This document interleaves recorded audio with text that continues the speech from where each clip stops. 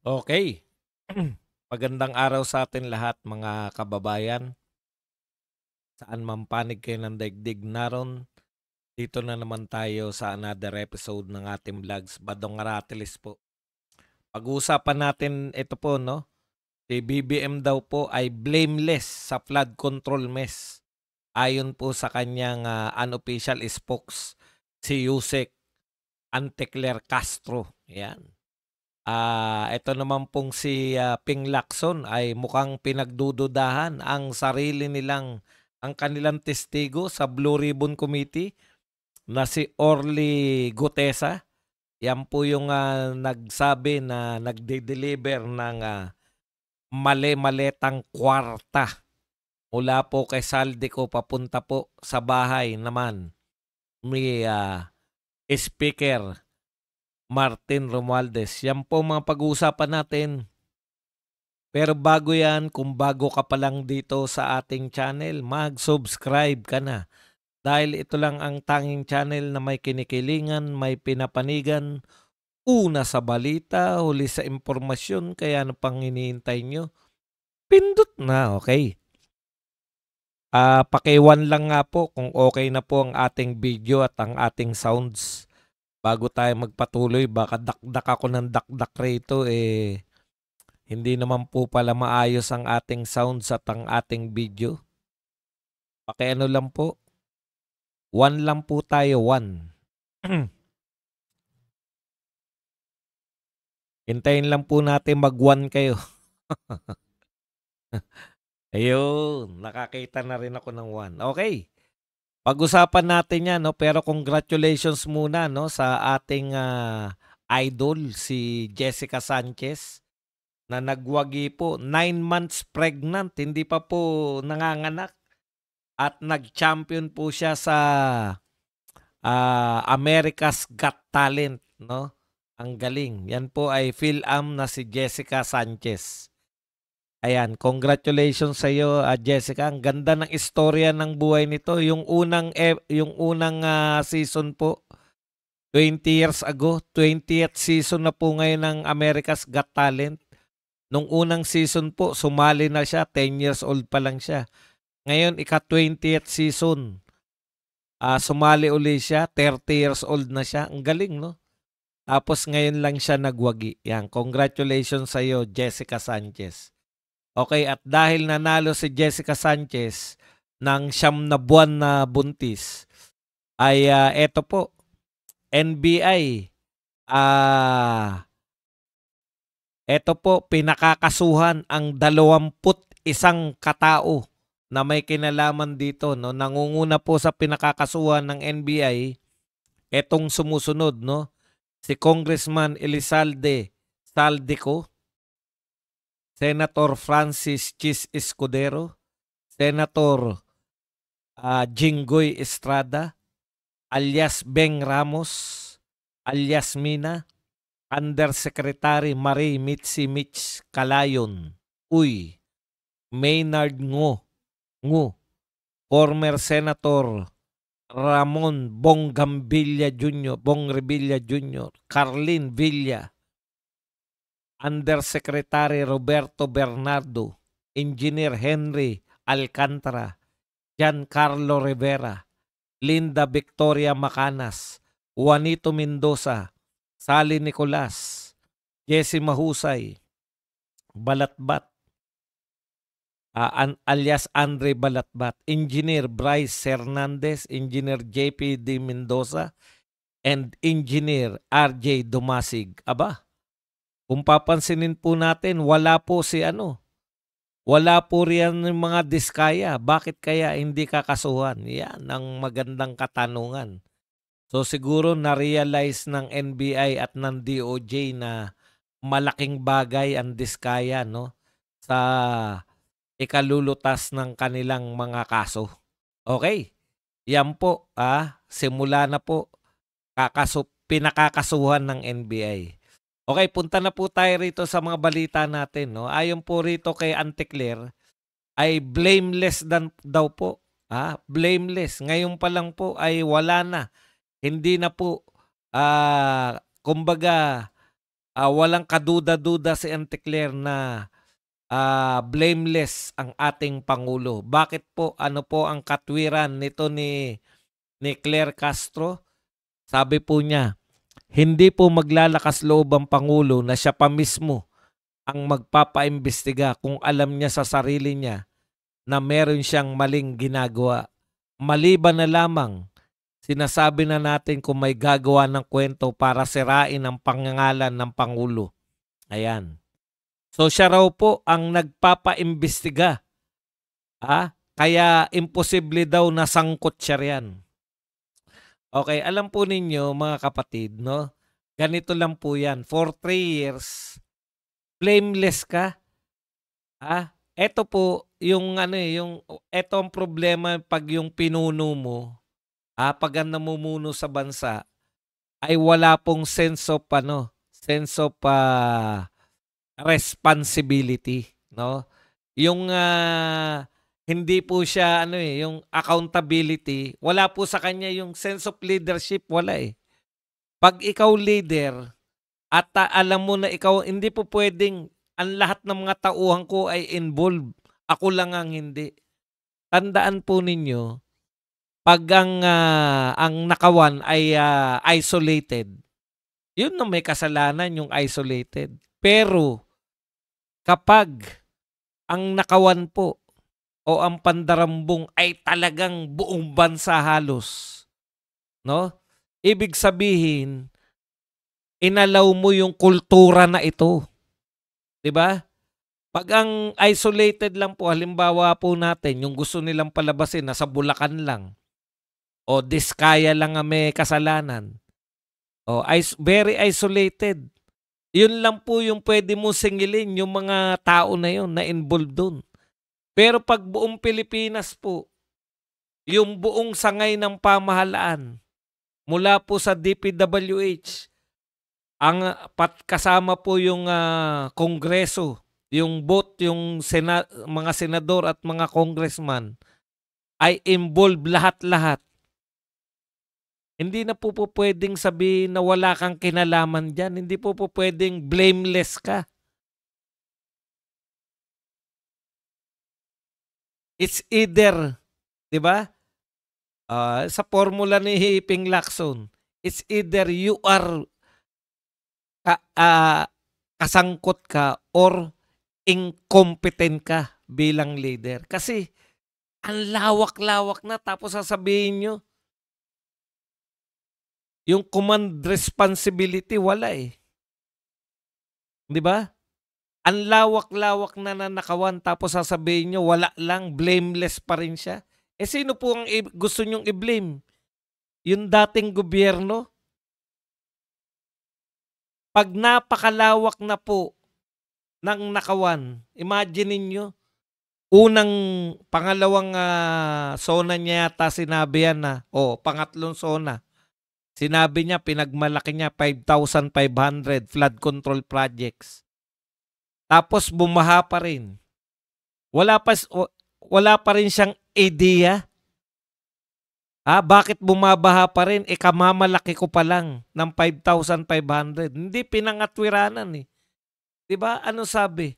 Nabangga ng barko eh. Nagiging katawa-tawa tayo. Nakakatawa po yun. Hindi po ba nakakatawa yun? Ano maganto sinisante na ni BBM? Tapos, sumunod na katwiran niya, bakit may baha pa rin?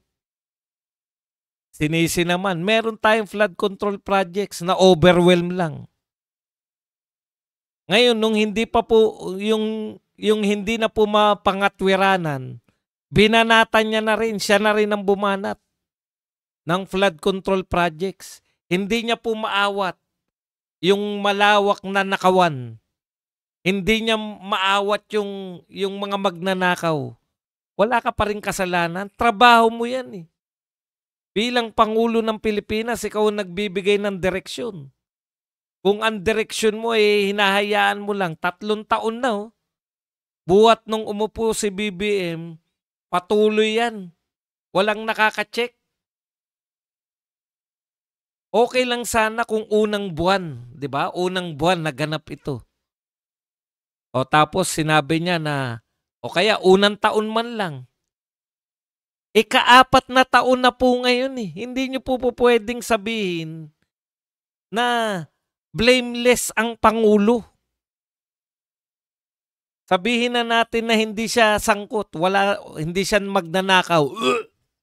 Ang pamilya ng Marcos ay walang ninakaw.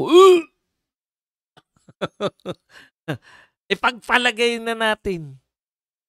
Pero yung incompetence, malaking kasalanan po yun pag wala kang ginagawa para mapigilan mo yung pagnanakaw.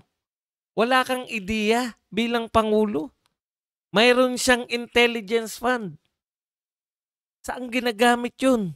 Hindi niya na naiitsurahan?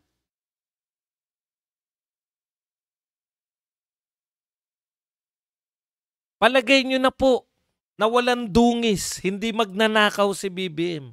O pagpalagay na natin, wala pa nagtuturo sa kanya na may share siya. Ipagpalagay niyo na. Hindi po ba malaking kasalanan sa gobyerno yung nagpapatuloy yung nakawan? Wala kang ginagawa?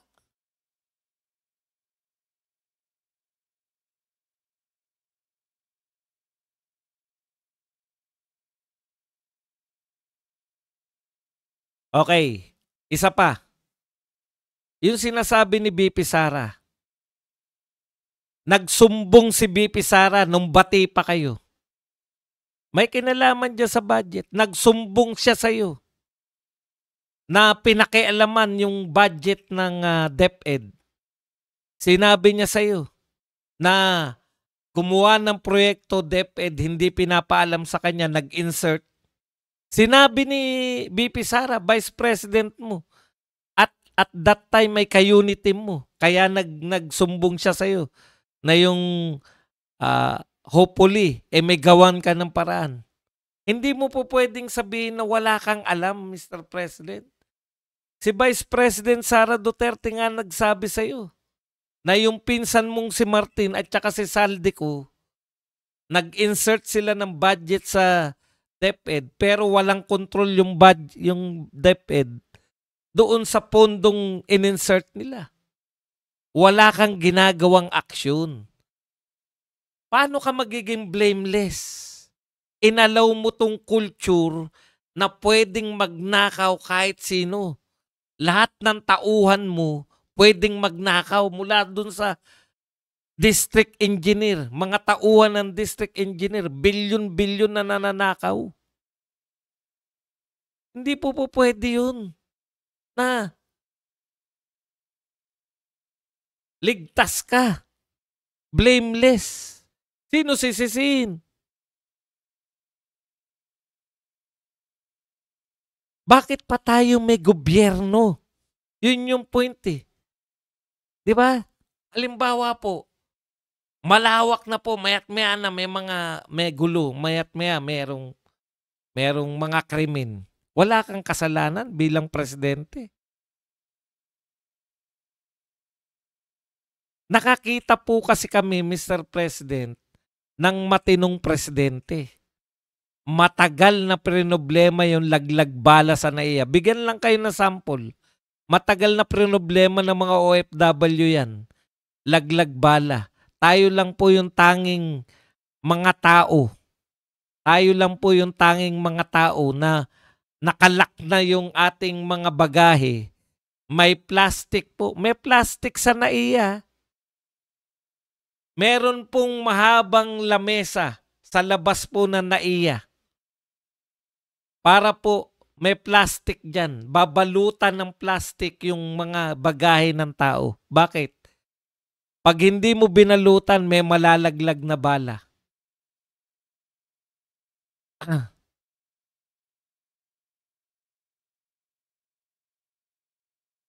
Pero sa matinong presidente, hindi po kayo involved. Wala pong presidente. Ano po yun? Small time po yun. Magkano lang makukuha nyo sa mga OFW na nalaglagan ng bala, 15,000, 20,000. Pero sa matinong presidente, minura niya yung mga yon, tumigil.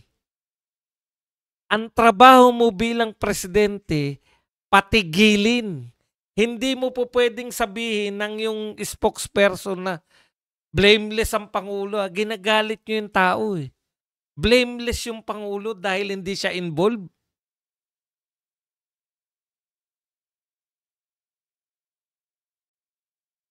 Matagal na naming sinasabi nung pinagmalaki nyo, kasi wala kami ideya eh, na marami palang flood control projects.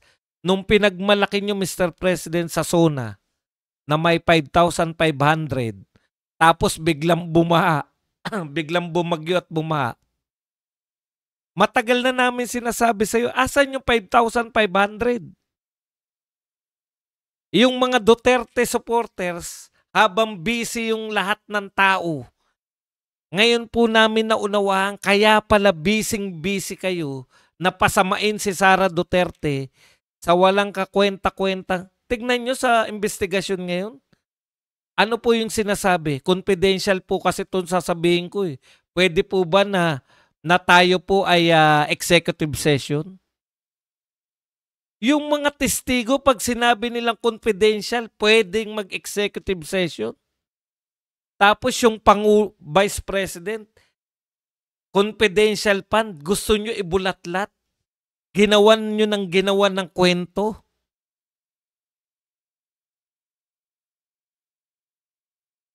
Kaya pala, ginagawa nyo ng kwento para diversion habang kayo nagkakamal. Ilang taon yung ninanakawan yung pera ng bayan, wala po nakakaalam eh. Kung hindi po nyo sinabi, Mr. President, kung hindi nyo pinagmalaki na may 5,500 kayo na flood control projects, hindi naman namin matutuklasan yan eh. Ngayon, nung bumaha pa rin, tsaka kami naghanap. Hinanap namin, asan yung 5,500? Pero wala pa rin po kayong ginawa nun. In fact, pinangatwiranan nyo. Habang pinangangatwiranan nyo, hindi nyo nilulutas yung problema. Ang dami nyong katwiran eh. Kinatwiran nyo, nabangga ng barko. Doon pa lang sablay na eh. Nabangga ng barko, 5,500. Ilan yung barkong bumangga? 5,000 na barko, sabay-sabay? Unang-una pa lang, palpak na. Mr. President, okay na sa amin na umaasta kayo ngayon ng tagapagligtas kayo. Okay na sa amin na umaasta kayo ngayon na kayo po ay gusto nyong matigil ang korupsyon. Pero wag nyo naman kaming sabihan na blameless kayo. Hindi po lalaki ang mga yan. Ano sabi ni BP Sara? Alam mo na yung pinsan mo may kaso ng bribery, racketeering sa US. Nilagay mo pa rin bilang speaker. Alam nyo, tignan nyo, repeat offense lang yan eh. Yung mga magnanakaw na hindi na, ano yung sinabi? May senador na nagsabi, hindi kasi napakulong eh. Kaya ulit lang ng ulit yung mga magnanakaw. Kung may kaso na ng ganyan, yung pinsan niya, sabi ni BP Sara, ginawa mo pang speaker, ano ini-expect mong gagawin yan? Yun na nga trabaho niya eh. Nirewardan mo pa ng pagiging speaker. Yun yung masakit. Ginagawa pa ninyong bobo at tanga mga tao. Okay na yung sabihin nyo, magtiyaga lang po kayo. At ginagawa na natin ang paraan na mahuli na to. Nakita nyo naman may ICI na tayo. Okay na yun eh. Pero yung bubulahin na nyo kami na blameless kayo. Okay, punta na tayo rito sa ikalawang topic natin. Ito po yung si Lacson mismo. Ito sinabi ni Lacson Tandaan mo, Senator Lacson, ay bago yan, no? Yung paglantad po nito ni Gutesa, siyempre nagkagulatan. Alam po ninyo, ito yung sinasabi natin, no? May plano ba si Marcoleta? Meron. Nagulat ba sila? Obviously, nagulat sila. Bakit may testigo si Marcoleta? 'Di ba? Very obvious naman na nagulat sila. Bakit nagkaroon ng testigo si Marcoleta? O ngayon, nung nahimasmasan sila, mahirap po yun eh. Yan po yung mahirap kung nagugulat kayo. Halimbawa, pagpalagay na natin, kasi gusto nilang pinalalabas ngayon, ito ang sinabi ni ito ang sinabi ni Ping Lacson. Was he just made to sign a prepared affidavit that he read during the committee hearing and by whom? O, diba? Ang galing-galing ni Ping Lacson. Pagtapos na yung hearing, no? Tsaka siya makakapag-isip ng, teka nga pala muna, mukhang naisahan kami. Opo, naisahan kayo. Kung ang tingin mo, Senator Lacson, ay kalaban mo yung kung ang tingin mo, ang trabaho ng Blue Ribbon Committee ay pagtanggol si Romualdez, naisahan ka talaga. Pero kung ang purpose mo ng Blue Ribbon Committee ay maghanap ng katotohanan, hindi ka naisahan. Hindi ka nagpakahirap. Kusang dumating sa iyo yung isang testigo na magsasabi ng katotohanan. Pero kung ang pakiramdam mo, dapat pinagtatanggol mo si speaker, naisahan ka talaga. Ganun talaga magiging pakiramdam mo. Naisahan tayo. Kaya lang, yan yung sinasabi natin no? Mahirap po na ikaw ay committee chairman ka, tapos kaya kang maisahan ng isang matalinong senador. Halimbawa si Marcoleta. Kung pakiramdam ninyong lahat na mga anti-Duterte o mga anti-Marcoleta, wag ng anti-Duterte, baka sabihin nyo sinisingit ko na naman. Yung mga anti-Marcoleta, kung sa tingin nyo na isahan kayo ni Marcoleta, aba hindi naman nilihim ni Marcoleta yan. Pinagpaalam. Di ba? Mr. Chairman, meron po akong, pwede po ba gagamitin ko tong oras ko para ipakilala tong nagbigay siya ng sitwasyon. Kung nabigla kayo at naglabas siya ng testigo, dapat at that time, pinatigil nyo na. Ano po ang ginawa nyo sa testigo? Pinanumpa ninyo. So, ibig sabihin, yung pagpapasumpa ninyo, tinanggap ninyo, ayaw nyo man, in hindsight, no? Matapos kayong mahimasmasan, parang sinasabi nyo, para naisahan ako ni Marcoleta. Oh, hindi nakasalanan ni Marcoleta yun. Sinalang nyo na Di ba? Nanumpa na yung testigo si Gutesa.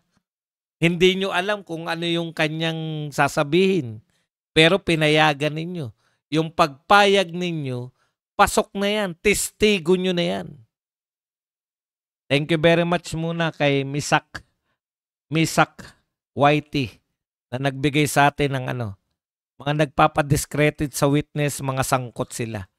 Okay. Kung feeling nyo na isahan kayo ni Marcoleta, wala kaming magagawa. Bakit kayo maiisahan? Kung ang gusto nyo ay katotohanan, dapat wini-welcome nyo yun. Pero kung ang gusto nyo iligtas si Martin, talagang feeling nyo na isahan kayo. Okay. Na kailangan nilang gamitan na ng na napasubo Napasubo po sila Ano gagamitin nila ngayon? Media. O, tignan nyo po ang mga balita sa media. Pare-pareho. Ito po, Inquirer.net. Lawyer denies she notarized affidavit of Senate witness. Inquirer, lawyer denies notarizing affidavit linking Co Romualdez. ABS-CBN, lawyer says she did not notarize sworn statement. Lawyer, Facebook, Sunstar Davao. A lawyer denied notarizing the affidavit of retired. Yan. Inquirer, falsified and unauthorized. Lawyer Pechi Rose. Sunstar Cebu, lawyer denies notarizing affidavit. Manila Standard, lawyer disowns alleged notarized affidavit of Senate witness. Daily Tribune, lawyer denies notarizing sworn statement of Orly Gutesa. Journal News, lawyer disowns notarized Gutesa sworn, etc. etc. First page pa lang po yan. Ibig sabihin, naghabol po ang ating mga magigiting na media para saluhin at siraan si Gutesa. Pero it's too late, the hero. Bakit? Mahihina yung nilagay nyo eh. Naisahan ba kayo ni Marcoleta? Opo. Kung ang tingin ninyo, tagapagtanggol sila dapat ni Martin, naisahan talaga kayo. Wala na pong bawian yan. Nakapanumpa na eh. Badong, paano nga naman yan? Kung ano nga, ano sabi nga ni Lacson? Was he just made to sign a prepared affidavit that he read during the committee hearing and by whom? Si Lacson ba? Pinanggit niya ba yung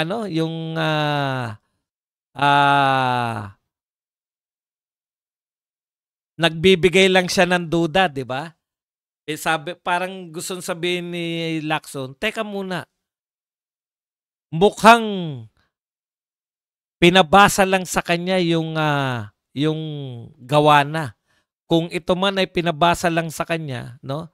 Was he just made to sign a prepared, ayun, pinapirmahan lang sa kanya yung prepared affidavit during the committee hearing and by whom? Alam mo, Senator Lacson, pag yan ay pinirmahan ng isang tao, yung affidavit na yan, kanya na yan. Di ba? Kanya yan. Wala na kayong magagawa dyan. Batas yan eh. Ano sabi ni Guanzon? Pinirmahan eh. Yung kay Diskaya pa lang. Pag pinirmahan yan, kanya yan. Kanyang affidavit yan. Notarize. O sasabihin, dinisown nga yung notary. Correct. Pwedeng i-disown niyang notary na yan. Pero ano po ang sinabi ni Marcoleta dyan? Wala na po yan. Kahit na sabihin na nagnotaryo.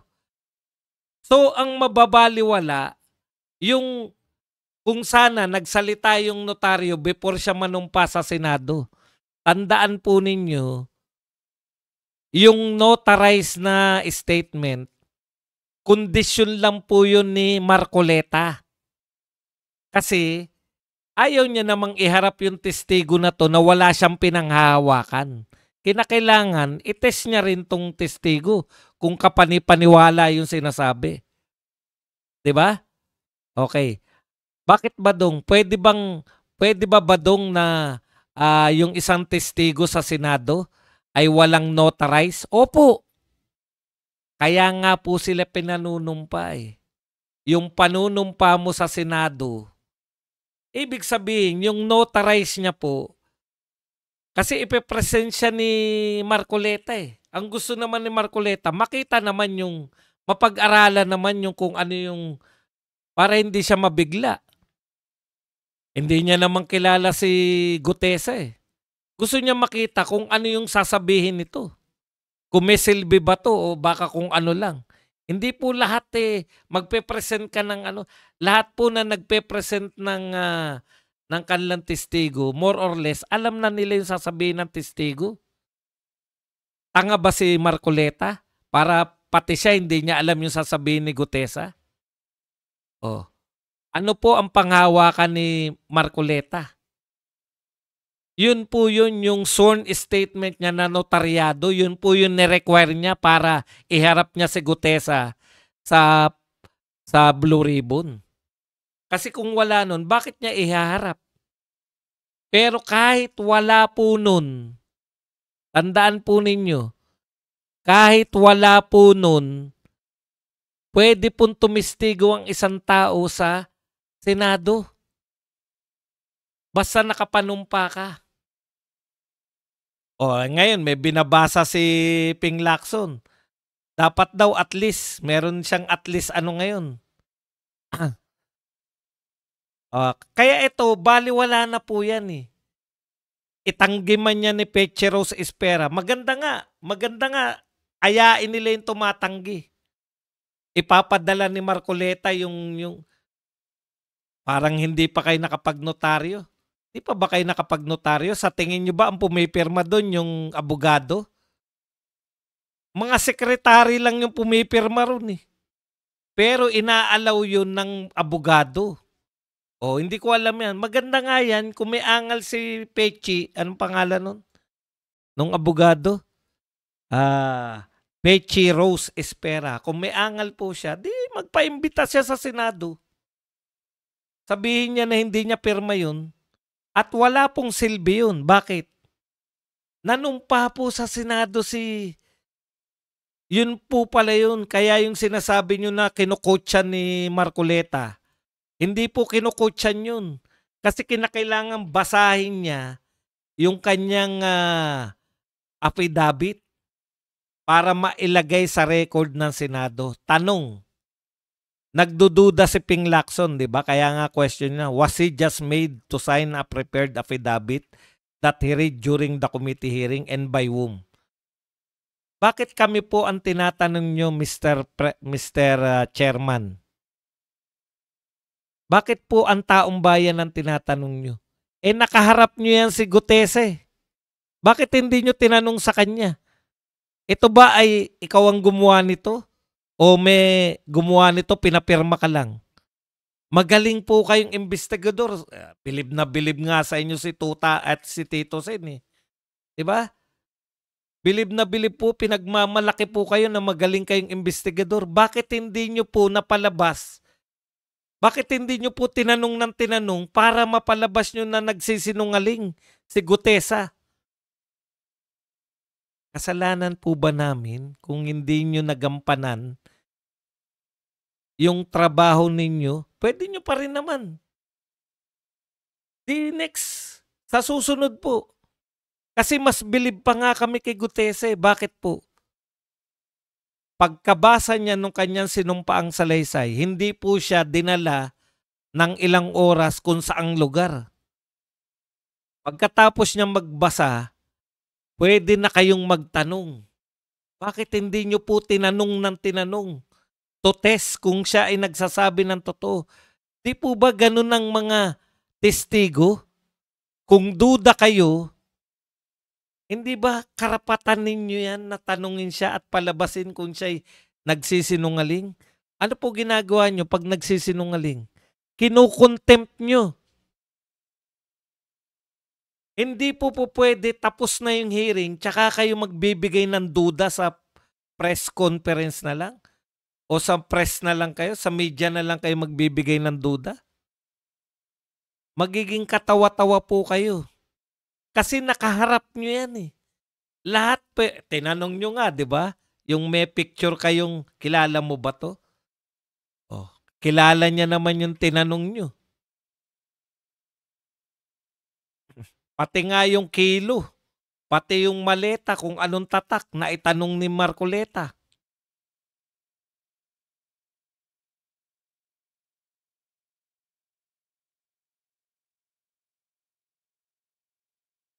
Ano sabi ni Marcoleta? Wala na pong silbi yan. Kung kukwestiyonin nyo pa rin yung notaryo, nakapanumpa po at binasa niya yung kanyang salaysay. Nasa record na yan ng Senado. Kung maghabol po na hindi kanya yun, di demanda niya na. Ano sabi ni Marcoleta? Ano yun? Pati yung dry seal? Nilooban ba kayo ni Gutesa? Pumunta ron sa inyo, pati yung dry seal nagtatak? Tinatakan ni Gutesa yung papeles niya? Pati yung document number? O di, ipadala nyo po ron kay Pechi Pedrosa o ano mang pangalan ng attorney na yun. Ipadala nyo po yung mga numero. Kung wala talaga. Madali lang naman pong malaman kung nagsisinungaling yung tao eh. Tanungin nyo lang ng tanungin. Inuuto ko ba?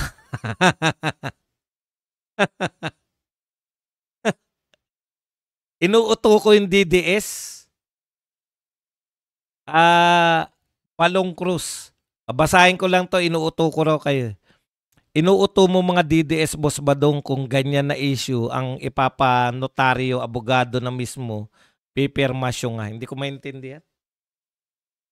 Bigyan mo ako ng katwiran kung bakit ko inuuto ang mga DDS. Ako hindi po ako marunong manguto. Kahit nga po DDS, galit sa akin minsan eh. Dahil hindi ako nagpapauto kung kanino eh.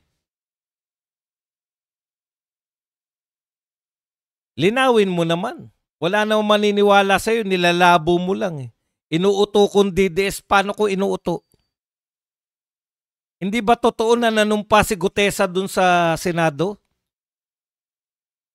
Hindi po pwede yan, sasabihin mo lang inuuto ko. Palagay mo dyan sa mga yan, uto-uto. Baka ikaw uto-uto ka sa mga loyalista.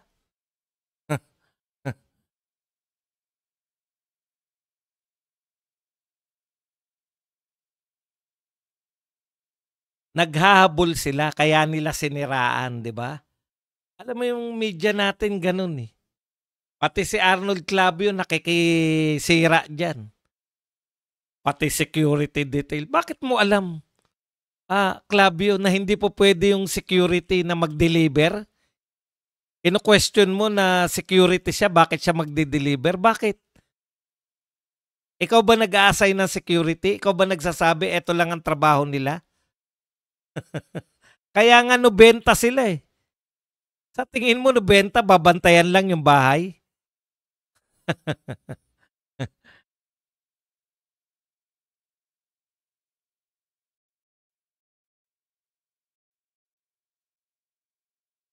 Okay, kung ganyan po yung pinalalabas po ni Ping, eto po ang tanong natin sa kanya. Ibig bang sabihin, baliwala yung testimonya ni ano, ni Gutesa sa inyo, Blue Ribbon? Baliwala yung panunumpa niya?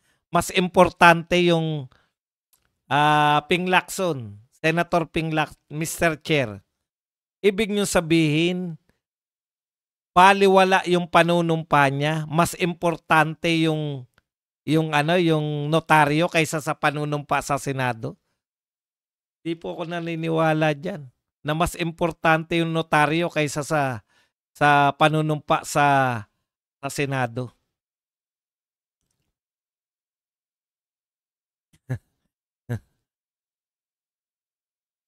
Kaya ganyan niya si Balong Cruz. Akala niya katulad kayo ng mga loyalista. Balong, bago ka magsalita, kung ano na. Alam mo Balong, bago ka magsalita, alam mo ba na yung mga DDS vlogger nag-aaway-away? Sa tingin mo, uto-uto yung mga viewers namin? Patawa ka. Kung kayong mga loyalista Balong, kung kayong mga loyalista, ganyan na sekretaryo mo, na sekretaryan sasabihin abogado. Hindi ko maintindihan yung tukmol mo. Alam mo Balong, gawa-gawa ka lang ng issue. Ako, nagpapanotaryo ko. Sekretarya lang oh. Tapos sasabihin mo hindi po pwede yung sekretarya. Pag inalaw ka, halimbawa, ganito yung Balong sa mga legal hindi ako ang pipirma. Naroon ako, halimbawa, nasa Bulacan ako. Kailangan ng pirma. Pirma ko ngayon. O sige, pirma mo na lang ako. Kaya niya yung pirma ko. Basta ino-authorize mo yung pumirma, pwede yun. Pangangatawanan mo yun eh. Akin yan. Ako yung pumirma. Di ka pa ba nakapagnotaryo? Ngayon, kung gagawin mong usapin sa akin yan, yung sinasabi ko sa yung halimbawa, aktual yun. May nagsabi na ba sa yung sekretarya na ganito? Ay wala po si attorney, meron pong bista. Hindi po kami pwede magnotaryo. Hindi. May attorney dyan o wala, kaya nila yan kasi pinagtiwala yan ng attorney doon sa mga sekretarya niya. Kung hindi mo pa nauunawaan yung sinasabi ko, aktuwal yun. Hindi ko sinabing diyan sa kaso na yan. Hindi ko alam yung kaso na yan. Pero ang sinasabi ko sa'yo, pwedeng mangyari yun. Eh, mahirap sa inyo eh. Naroon ba ako? Yung sinasabi ko sa'yo, aktual. Sino sa inyo nakapag-notaryo na? Meron nga notaryo, ano lang eh. Parang ano lang yung stall lang ng tindahan pag mga malapit sa City Hall, di ba? Parang may stall lang doon, no? Nagta-type-type lang yung sekretarya doon, no? Ibig mo sabihin, nakapwesto yung abogado doon? Ah.